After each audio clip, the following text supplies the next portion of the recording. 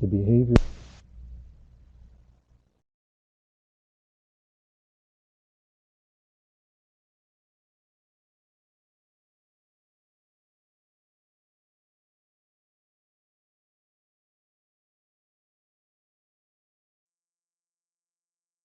Sorry, everyone, we lost connection. Tom, could you repeat uh, your discussion there, please? I know most folks missed that. Okay, sorry about that. So I'm Tom Williams, the element scientist, and for the human factors behavioral performance, we focus on the behavioral medicine, cognitive behavioral changes that may impact on the crew as they're spending long-term isolation and confinement, sort of like people around the world are doing now, only under slightly different circumstances with space flight. We look at sleep issues, team cohesion, cooperation issues, how that may change as a result of the stresses of spaceflight, and then the human system integration with the crew. How can the crew be prepared to handle situations that may arise with the spacecraft if they can't reach back to mission control? So, thanks, Steve. Great, thank you, Tom. Sorry about those connection issues. Human health countermeasures, Peter, are you online? Would you like to say a few words?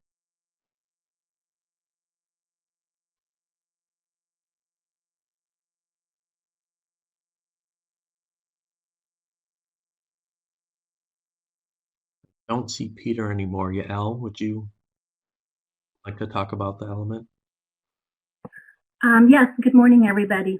So the human health countermeasures element focuses on the physiological changes that crew members undergo under spaceflight conditions. So that includes any physiological system, for example, sensory motor, changes to the eye, muscle, bone, nutritional changes. So we're quite diverse element. We also develop countermeasures, which are mitigations for any of the physiological changes that are deemed unfavorable to human health. Great, thank you, Yael. Research operations and integration. Mike Stenger, would you like to say something? Sure. Good morning, everybody. As the name implies, our element is a little bit different from the others. We're the ones responsible for flying your study or for implementing it in an analog. So everything from our team will help you work through the IIB process, crew consent, scheduling, certifying your hardware for an analog or for space station, interacting with the various programs, and helping you to collect your data and then transmit it to you from the various analogs. Great, thank you. And then finally, space radiation. Janice? Hi, so this is Janice Sawaski, the Deputy Element Scientist at Space Radiation. So for space radiation, we're interested in the effects on a variety of tissues. That includes cardiovascular and degenerative tissues such as eyes, bone, etc.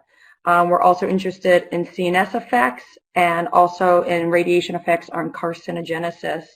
For space radiation, we are interested in combined space radiation. So this includes solar particle, which is proton, but also the contribution from galactic cosmic rays. Excellent, thank you, Janice. HRP also funds the Translational Research Institute for Space Health that we lovingly refer to as TRISH. We do that through a cooperative agreement. TRISH is more like our high risk, high reward arm. They do things that we normally don't do, taking the risks, expecting some failure, but hoping for the big bang, hoping for that technology or that science that really makes a huge difference for us, ameliorating our risks. And we also collaborate with other programs within NASA. One of the programs we collaborate with the most is space biology. And you may have heard about the veggie experiment where they grow lettuce and radishes and tomatoes and things like that on the space station. That's a joint study between HRP and space biology. That's quite interesting and has been quite successful so far. Next slide, please. So top left, you can see obviously we do a lot of our research on the International Space Station, but those resources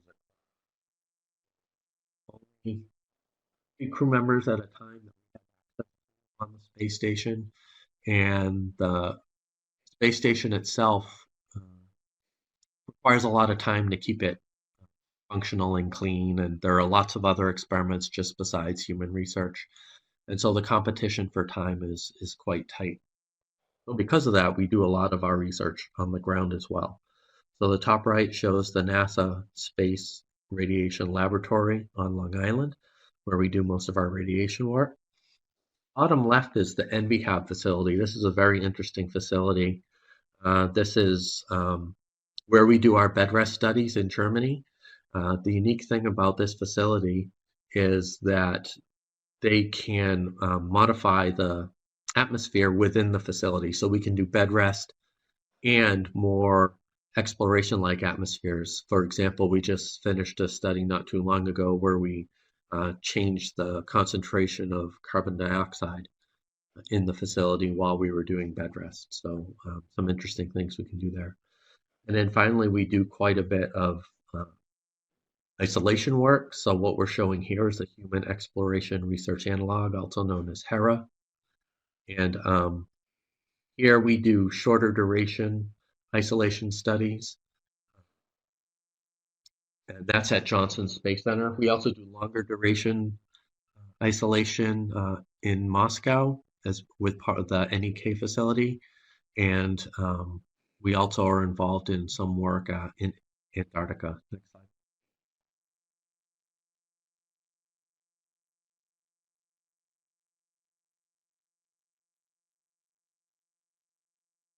And can I get the next slide, please? There we go. Thank you. And so we have a flow of the way we normally mitigate our risks. And what's really important for this stage are the third and fourth parts, which are identifying the research products required to fill the gaps and then generate the research products. The research products are the data that are provided by the experiments that are done by all the folks who respond to these solicitations. Next slide.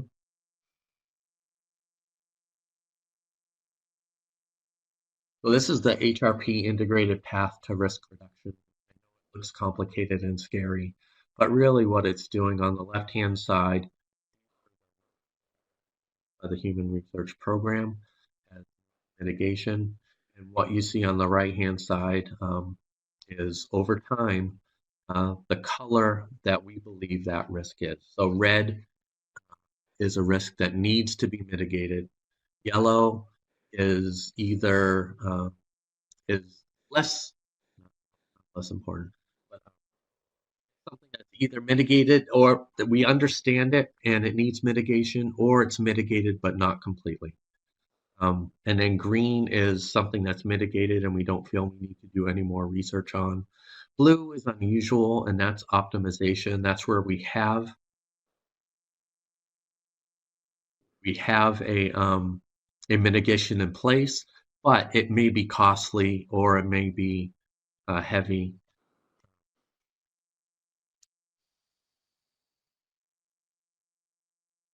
See that some folks are having a hard time hearing me. I'll try and speak closer to the microphone.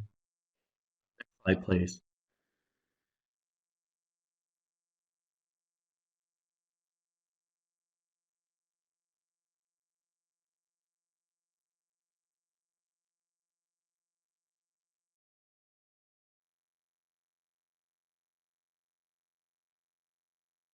Next slide, please. As I mentioned, there are a fair number of constraints on schedule, crew access, and other issues. And that's one of the reasons why we are not NIH in space.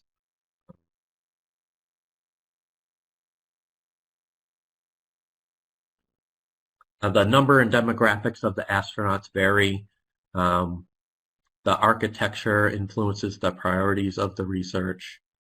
And then our focus is on human risk reduction, not necessarily on the mechanisms that are involved. Next slide, please.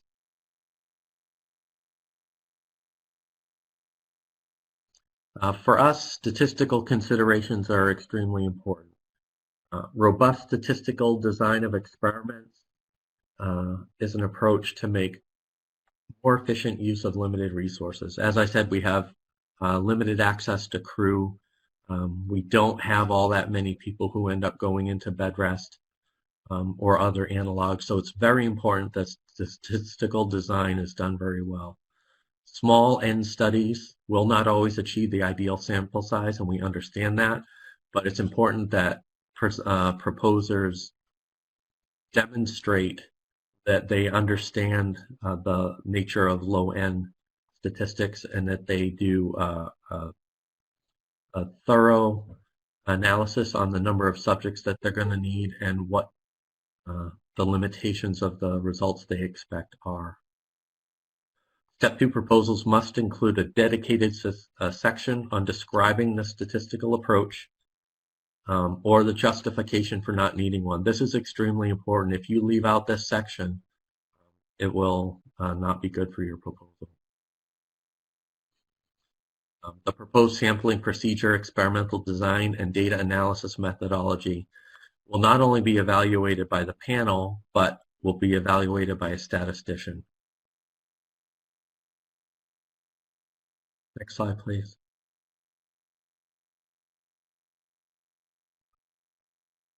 So the solicitation is a two-step process. Step 1 proposals are submitted to NASA, and they should include a synopsis of the intended research. The page limit for the Step 1 proposals is 1 page. This is different than some of our previous solicitations that have had a 5-page Step 1 or a 2-page Step 1. This is a 1-page Step 1. The Step 1 proposals are due April 30th at 5 p.m. Eastern Time. Step 1 proposals must follow the specifications listed in the solicitation. Only applicants who submit relevant Step 1 proposals will be invited to submit a Step 2 proposal. Again, this is very important. The last few cycles, we've had people who have submitted proposals that were not relevant to the call. And what happens then is you've wasted a lot of your own time. We will reject those. They must be relevant to the specific call. The Step 2 proposal window opens on May 29th. If you're invited to write a Step 2 proposal, those will be due on July 30th, 5 p.m. Eastern Time. The page limit for the central scientific and technical description are 10 pages for Appendix E and 5 pages for Appendix F. So please be sure and look at which appendix you are proposing to before you send it in. Step 2 proposals will be reviewed for merit and for programmatic relevance, so it's a 2-phase assessment. Merit peer reviews will be conducted by a panel of scientific and technical subject matter experts. NASA will evaluate the programmatic balance, feasibility, and cost of the proposals. The final award decisions are expected to be announced in December of 2020. Now, probably don't need to say this, but I'm going to anyway. These dates are what we foresee now, and depending on how the COVID-19 process works its way through, some of these may be adjusted, but if anything is adjusted, it will be announced via NREFs. Next slide, please. So here are our topics. For Appendix E, Topic 1, Identification, Development, and Validation of a Mars Adaptive Training Integrative Knowledge System Matrix, Pre- and In-Flight Crew Training for Long-Duration Missions, Virtual NASA Specialization Center of Research, or VN-SCORE. This is a 4-year in duration call with a $350,000 per year maximum with a total of $1.4 million total award. Next slide. For Appendix F, this is our omnibus solicitation. Omnibus solicitations are short-term investigations or technology development projects that provide innovative approaches to any of the risks associated knowledge gaps contained in the integrated research plan. So omnibus solicitations are different. They do not have to be focused on the topic that I just read previously for Appendix E.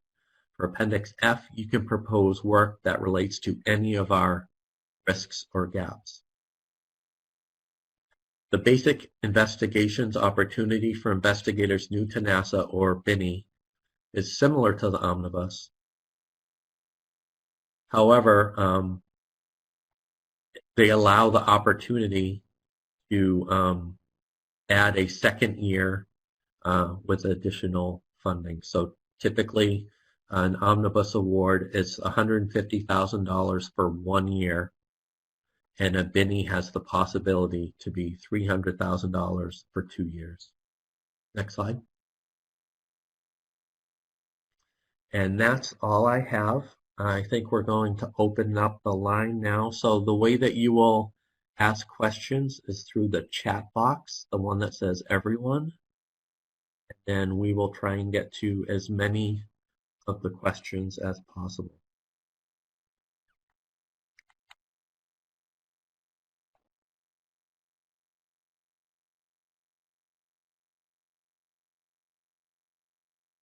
I see a question from Eric. Does Appendix E have only one topic?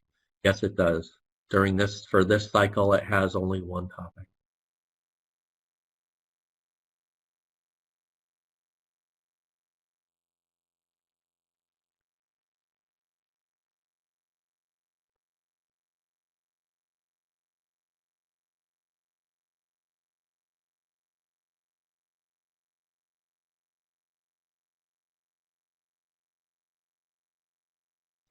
How do we identify if an investigator is new to NASA? From Allie. Our definition is anyone who has not received NASA funding in the last 10 years.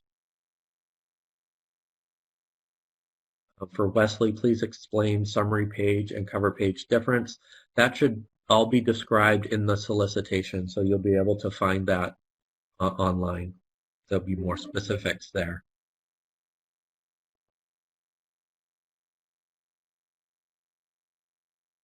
Will there be multiple awards to Appendix E or one overall award?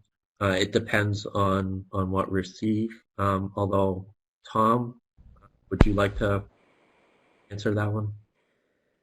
Yes, thanks, Steve. Yeah, there'll be up to 4 awards for Appendix E. So 3 for sure, 4 potentially, depending on what we receive. So 4 separate awards, $350,000 per year for 4 years, 4 different awards of that. Great, thank you, Tom. From Julian, will there be a priority for deciding on funding Appendix E versus Appendix F? Again, it depends on what we get. Remember, Appendix E is one topic, which is through HFBP, but Appendix F, you could write to any risk or gap, and so that would involve all of our elements. We do not have a set number of Appendix F awards.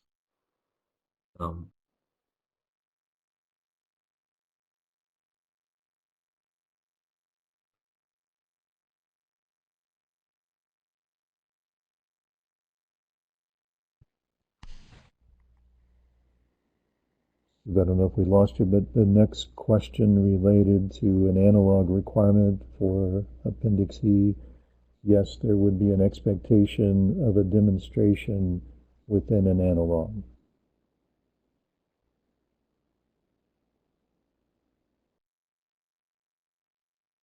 From Michael, for technology development projects, what TRL and CRL levels do projects have to be before one should propose to Appendix F?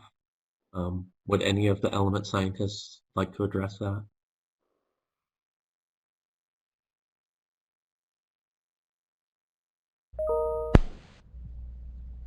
I can tell you for HFBP, it can start out at the 2 to 3 level, and hopefully your research is then going to move it up, and that's one thing that we look for. But it's got to be, it can be starting out as something down at the TRL, CRL 1 or 2, with this justification that within a year you're going to make some progress towards moving that upwards, and that's part of the relevancy review that we provide. Thank you, Tom. These are moving pretty fast. It's hard for me to keep up, stay in the right spot. What would be the evaluation criteria for extending the award period for Appendix F to 2 years? It would have to fit within the criteria of the proposer not having previous funding for the past 10 years. And then if it's funded, that would, the PI would work with the program on the funding duration.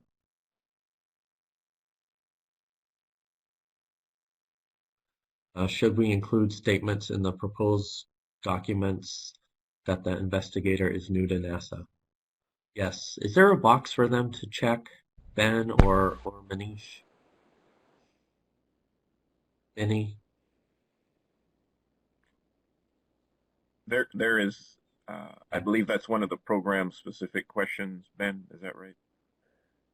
It is, it's question number 1, and so instead of selecting one of the gaps or one of the risks, they indicate that they're a new investigator to NASA, and that's a very important box to designate, because without that, we don't consider it a new investigator, even if you make a statement. So it's very important to check the box, and that's the number 1 question that's asked in a series of about 12 different questions as you fill out the application.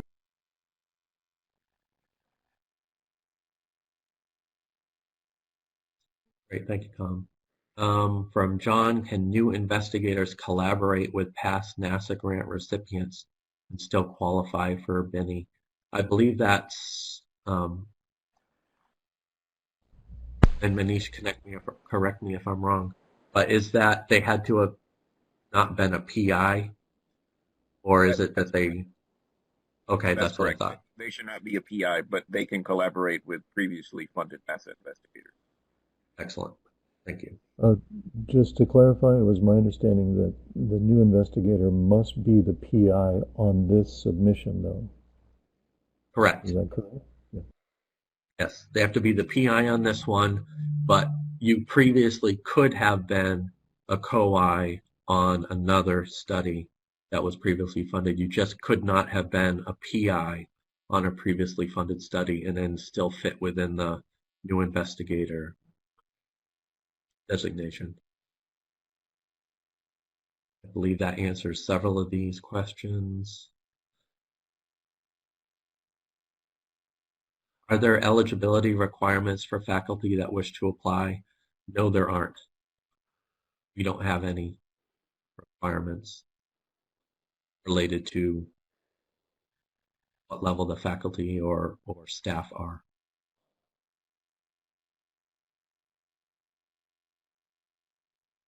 From Tin, I received funding from Nevada Space Grant Consortium before. Does it count as NASA funding? Nish? No, that would not count as NASA funding, so he could apply as a new investigator. Excellent, thank you. Is Omnibus F and Benny the same thing? I.e., if you respond to Omnibus F, would there be an opportunity to expand to Benny and make it for 2 years? Benny is a subset of the Omnibus Appendix F, so I think the answer to that is yes. Will proposals be merged and considered for collaboration? Tom, would you like to answer that?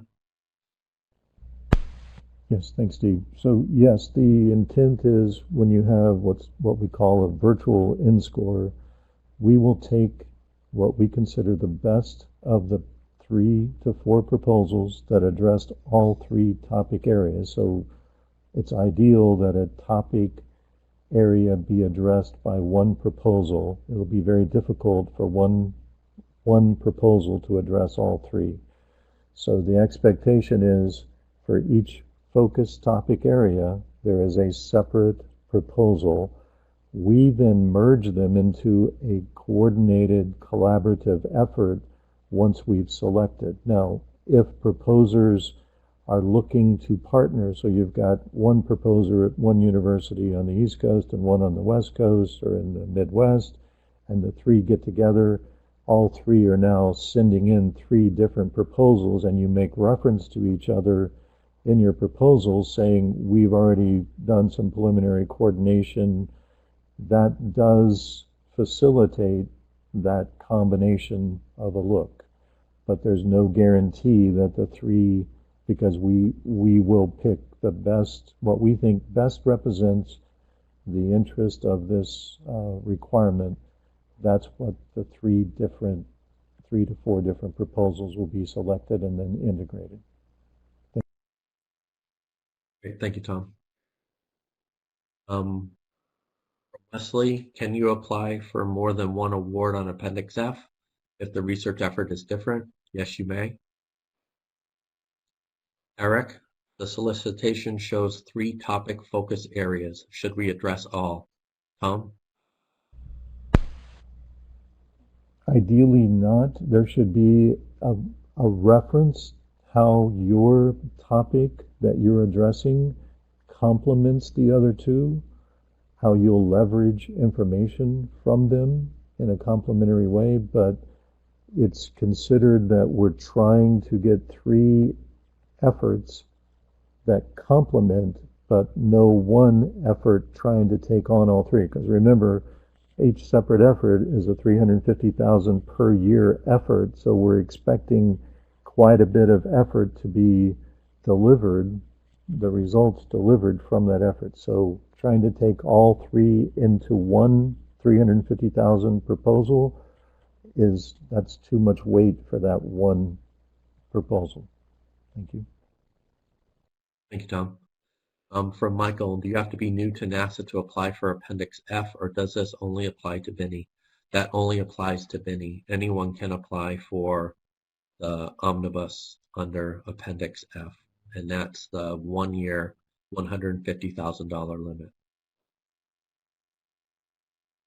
May research from Gail. May research study be conducted at a university if no host IRB with NASA EIRB approval?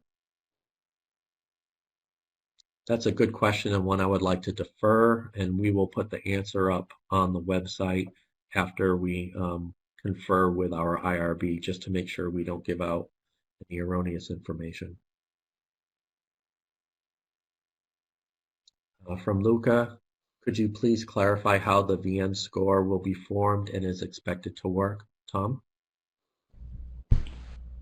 Sure, I'll give you a brief description and then I'll refer you to page 14 in the solicitation that has a longer description. But the intent is, it's like creating a research team. So we select, each of the proposals that come in will go through the technical review and then a relevancy review, and then we determine which proposal best addresses which topic, and then we look for the complement between the topics, between those different proposals for the topics, and build a research team, and then NASA provides assistance, some initial collaborative work to bring the 3 to 4 different groups together to make sure that there is a concerted effort moving forward. So it's like building a research team out of the 3 separate proposals that come in. So that's why you can see, if you identify ahead of time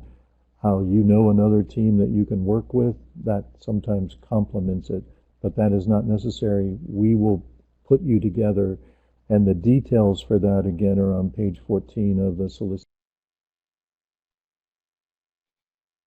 Well, thank you.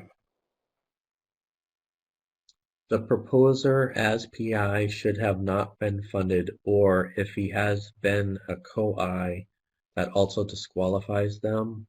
I believe they're referring to the BINI, and we answered that just a few minutes ago.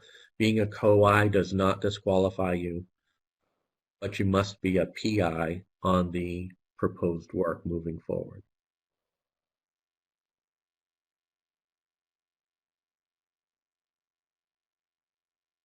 Just waiting for more questions to appear. Are there any other questions?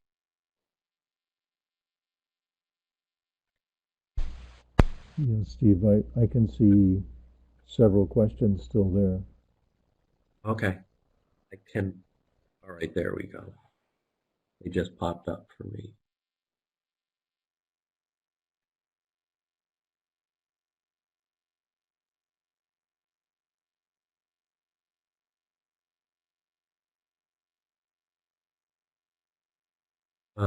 Does Trish funding count as NASA funding?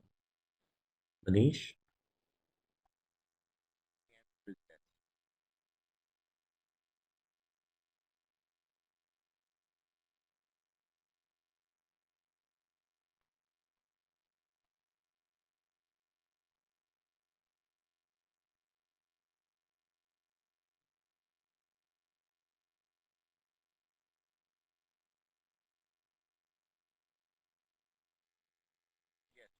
Funding counts as NASA funding. So in case anyone didn't hear Manish, yes, Trish funding counts as NASA funding.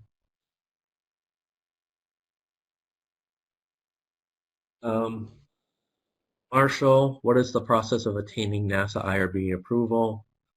Is the protocol submission IRB process included in the period of performance? Does it need to be described in the proposal? I think going through that is beyond the scope of this meeting. Yes, that's included in the period of performance.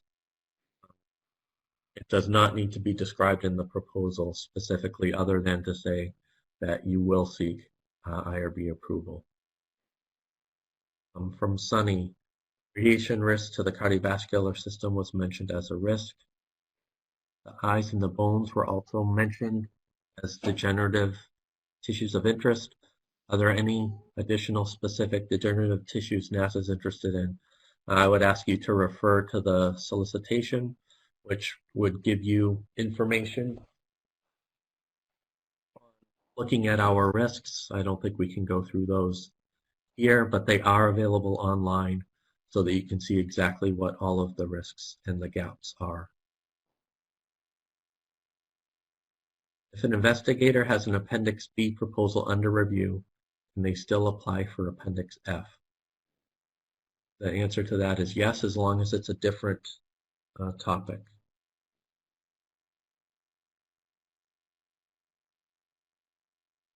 Does a previous EPSCoR award count as previous NASA funding?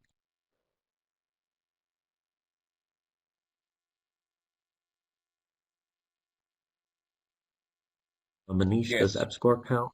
It does. Yes, Okay. or EPSCoR count. Great. Is a new investigator one who may have been funded as a PI more than 10 years ago? Yes, that's part of the definition. If your funding, previous NASA funding, was more than 10 years ago, you could be considered a new investigator if you check the correct box. What type of peer review process does HRP conduct for these proposals? Ben, do you want to describe the peer review process?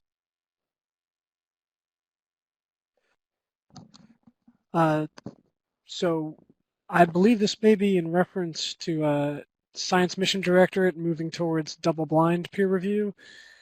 HRP has been considering that approach. We are not there yet, but it is a future consideration. Right now, it is the more typical approach where the reviewers are anonymized to the community, but the proposals are not anonymized.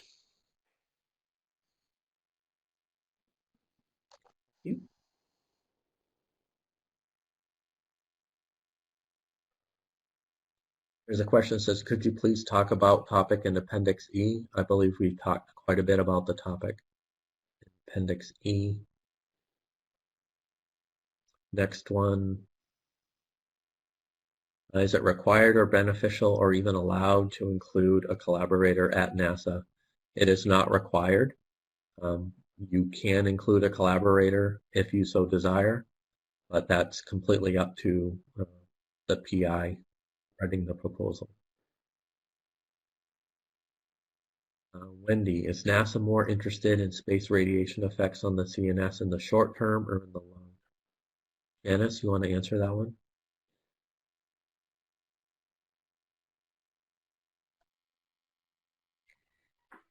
Wendy, this is Janice Sawaski.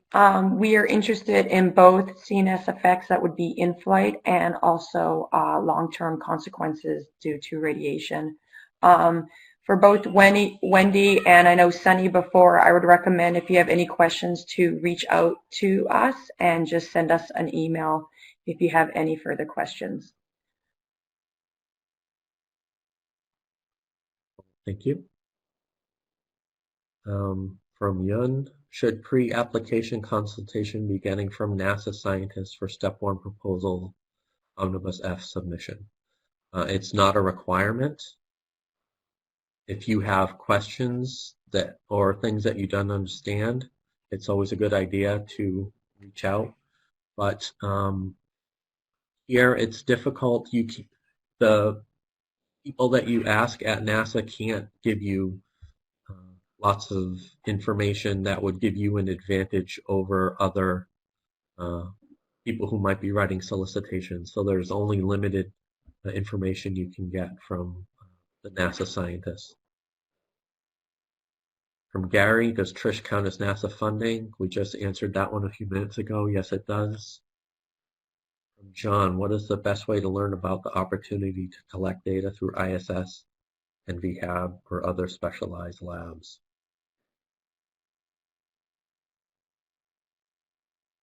The majority of the work that HRP funds is through these types of solicitations. And so for us, the best place would be wherever you heard about this solicitation. NRES or whatever source that you found. We solicit most of our work through the 3 solicitations that we do each year.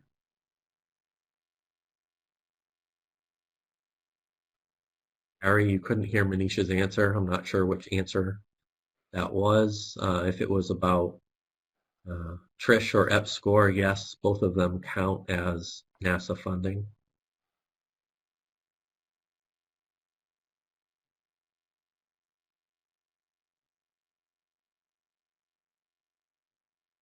Gail, was answer provided to Ben TR's question? Yes, I answered that question. Is it required, beneficial, or even allowed to include a collaborator? It is not required, and whether or not it's beneficial, I guess, depends on the solicitation itself. So it's up to the PI writing. For Appendix F, is it beneficial to propose a solution that addresses multiple gaps and risks, or is it better to focus on one similar to Appendix E? Do any of the element scientists have an opinion on this one?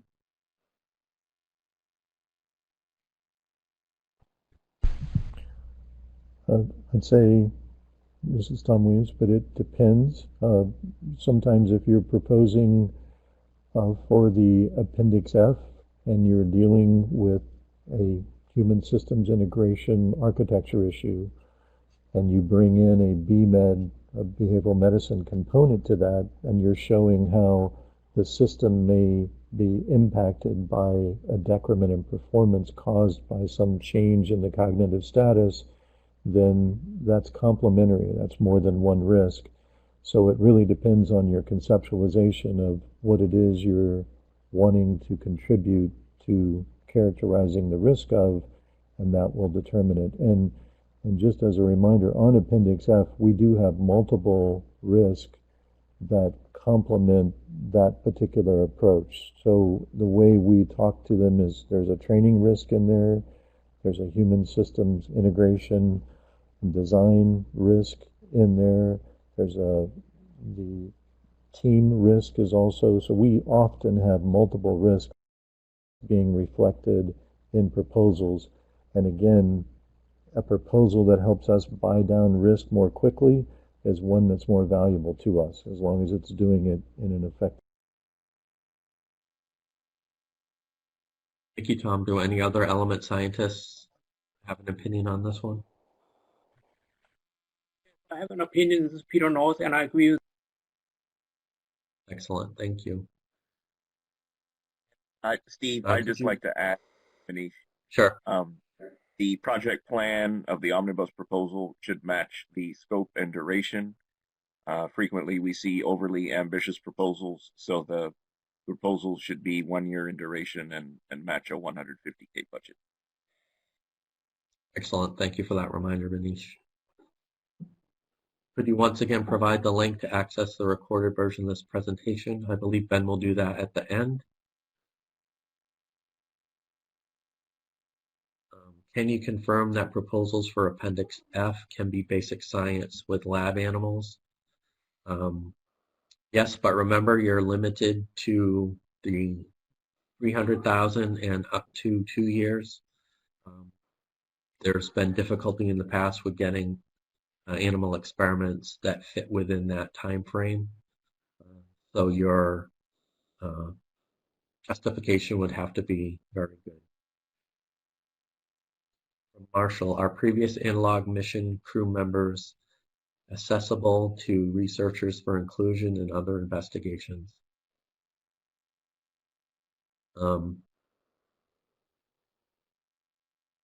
Yes, they are through a data sharing process. There's a mechanism to do that, and it's described in the solicitation for how you would access those data. I'd like to go back, just reiterate the 300K is for BINI only.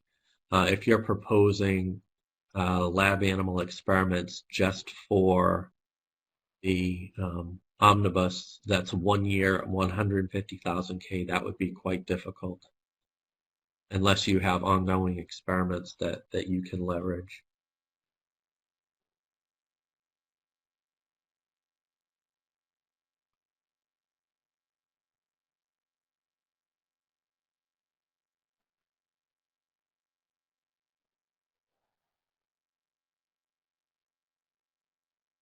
So just for a matter of process, when you write, if you intend to write for a BINI, make sure you follow the instructions. The instructions are to propose for 150K, and then the second year is an option, and that would be something that would be done. We're almost out of time. We're seeing some thank yous, but are there any more questions? We still have a few more minutes.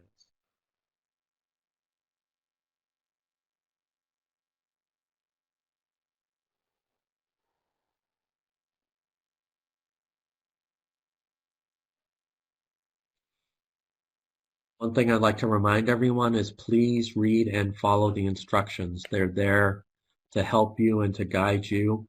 We don't want your solicitation to be declined just because there was a problem in the way that you wrote it, or that you proposed too much or too little.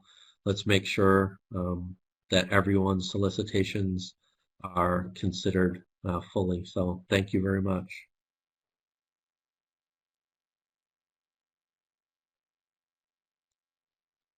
Ben is posting the links now.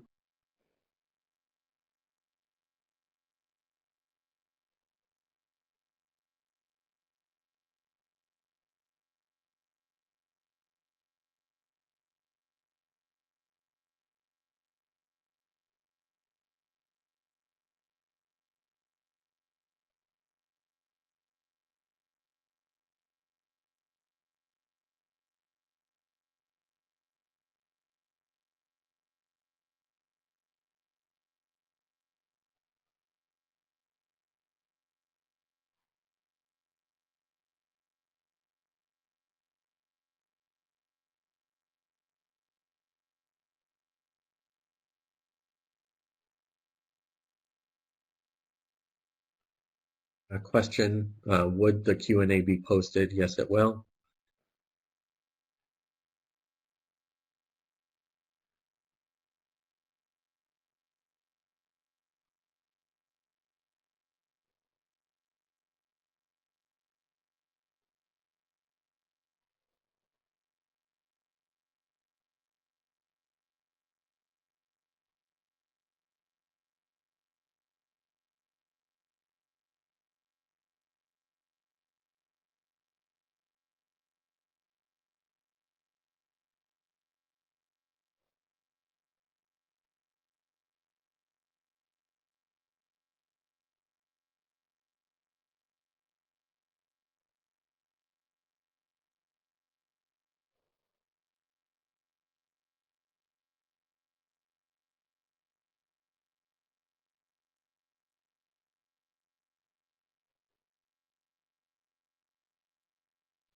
Okay, so we'll be wrapping this up. Thank you all for your questions. As Ben just posted, the Q&A will be posted on the MSpires website following this meeting. And then we have, as I believe, one deferred answer that we're going to get back to Gail on, and that will be posted as part of that package as well.